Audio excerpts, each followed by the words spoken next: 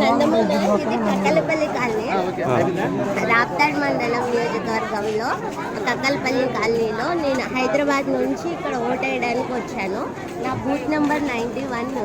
Actually వికలాంగులకు అన్ని సౌకర్యాలు ఏర్పాటు చేశామని చెప్పేసి యాప్స్ క్రియేట్ చేసి మీకు వీల్ చైర్ కావాలన్నా అసిస్టెంట్ కావాలన్నా యాప్లో మీరు నమోదు చేసుకోండి అని చెప్పారు.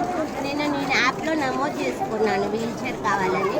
ముఖ్యంగా నేను ఎందుకు ఇది రికార్డ్ చేస్తున్నానంటే ఇక్కడ కక్కలపల్లి కాలనీలో ఎక్కువ మంది వికలాంగులు ఉన్నారు. కనీసం ఇక్కడ ఒక వీల్ చైర్ కూడా లేదు. మేము మార్నింగే వచ్చినాము. ఈ వేలో నన్ను ఇలా ఎత్తుకొని వెళ్ళి ఓటు వేయించాలంటే ఎంత కష్టంగా ఉంటుంది. నేను హైదరాబాద్ నుంచి కార్లో ఒకటిన ఓటు వేయడానికి నేను 3000 ఖర్చు పెట్టుకొని కార్ తీసుకొని మరీ వచ్చినాను. అంత బాడీ పెయిన్స్తో వచ్చి మళ్ళీ ఎర్లీ మార్నింగే లేచి 7 గంటలకల్లా ఇక్కడికి వచ్చేసినాను. నా బూత్ నెంబర్ కనుక్కోవడానికి ఇంత టైం పట్టింది. ఇప్పుడు దాదాపు 9 o'clock అవుతుంది. ఇప్పుడు రండి చూద్దాం ఎంత మంచిగా ఏర్పాట్లు జరిగాయో.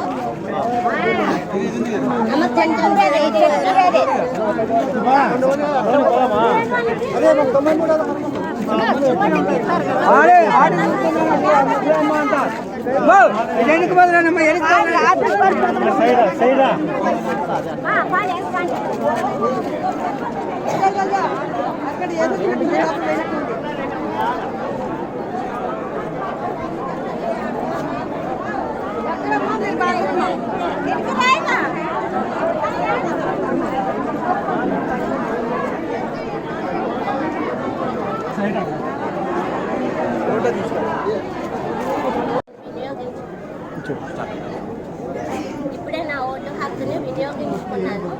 నా హక్కుని నేను వినియోగించుకున్నాను, కానీ వారి బాధ్యతను కూడా వారు సక్రమంగా నిర్వహిస్తే చాలా సంతోషంగా ఉండేది.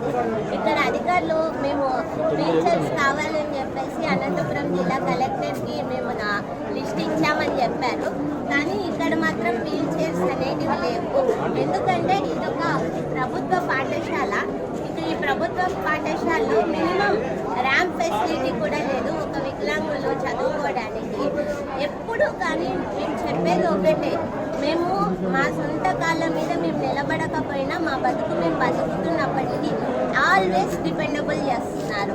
నేను అంత దూరం నుంచి ఇక్కడికి వచ్చి నా ఓటు హక్కుని నేను వినియోగించుకోవాలి అంటే అడుగడుగున ఇట్లా చూడండి, కిందకు చూడండి ఒకసారి ఎలా ఉన్నాయో. మెట్లు కూడా కనీసం మెట్లు కూడా సరిగ్గా లేవండి.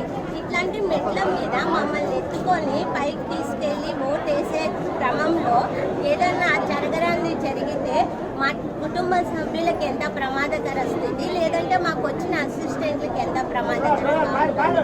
కనీసం మీరు మినిమం ఫెసిలిటీస్ విషయంలో ఒక అధికారిని ఇక్కడ పెట్టి సక్రమంగా జరుగుతున్నాయా లేదా అనేది మినిమం ఎంక్వైరీ చేయకోకుండా మీకు యాప్స్ ప్రొవైడ్ చేసాం. యాప్లో మీరు డీటెయిల్స్ నమోదు చేస్తే చాలు, ఇంటి దగ్గరికే వచ్చి మీకు తీసుకొని వెళ్ళి మీకు ఓటు వేయించి మళ్ళీ ఇంటి దగ్గర దిగబెడతామని చాలా ప్రచారం చేశారు. అది ప్రచారం వరకే ఉంది, కానీ అమల్లో మాత్రం లేదు. దీనికి నేను చాలా బాధపడుతున్నాను. ఎందుకంటే ఇక్కడ కక్కలపల్లి కాలనీలో దాదాపు కొన్ని వేల మంది డిసేబుల్స్ ఉన్నారండి. నేను ఒక్కదాన్నే కనిపించాను ఇంతసేపు. ఇక్కడ చూడండి, ముసలావిడ వచ్చారు చూడండి ఒకసారి. ఆవిడ ఆ కర్రతోటి ఈ మెట్లెక్కి ఎలా వెళ్ళగలదు ఆమె. సో ఇక్కడ ఉండే నాయకులు కానీ వాళ్ళ అనుచరులు కానీ ఒక్కరు కూడా ఇన్ఫర్మేషన్ ఇవ్వట్లేదు. దీన్ని మాత్రం నేను తీవ్రంగా ఖండిస్తున్నాను. Thank you. సిటీలో కొన్ని చోట్ల ఏర్పాట్లు జరిగాయి, కానీ విలేజ్ మారుమూల ప్రాంతాల్లో మాత్రం ఏర్పాట్లు సరిగ్గా జరగట్లేదు. ఇక్కడ నేను వచ్చేసి కక్కలపల్లి కాలనీలో నేను ఓటేశాను. మా సంబంధించిన వికలాంగులు మరికొంతమందిని నేను కనుగొనగా సిటీలో కొన్ని ఏర్పాట్లు జరిగాయని తెలిసింది. కానీ నేను చెప్పేది ఏంటంటే కంప్లైంట్ చేయాలని కాదు, ప్రతి ఒక్కరి ఓటు చాలా విలువైనది కాబట్టి సంబంధిత అధికారులు, ఎలక్షన్ కమిషన్ వాళ్ళు కావచ్చు, లేకపోతే ఇక్కడ జిల్లా అధికారులు కావచ్చు, లేదంటే రాజకీయ నాయకులు వారి ప్రతినిధులు ప్రతి పోలింగ్ బూత్ వద్దకి వెళ్ళి వికలాంగులకు సరైన ఏర్పాట్లు ఉన్నాయా లేదా అనేది మీరు గమనించండి. ఎందుకంటే మా ఓటు ఓటు కూడా మీకు వాల్యుబుల్ కాబట్టి. సో నా ఓటు హక్కుని నేను వినియోగించుకున్నాను. సో విభిన్న ప్రతిభావంతులంతా మీ ఓటు హక్కుని వినియోగించుకోండి. ఇలా ప్రాబ్లమ్స్ ఉన్నాయని చెప్పేసి ఇంట్లోనే కూర్చోవద్దండి.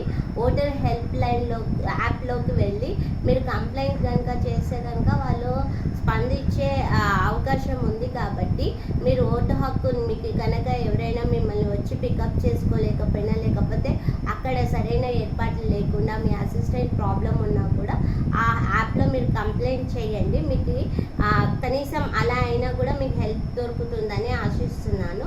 బట్ మీరు మాత్రం మీ ఓటు హక్కుని వినియోగించండి. జై భారత్.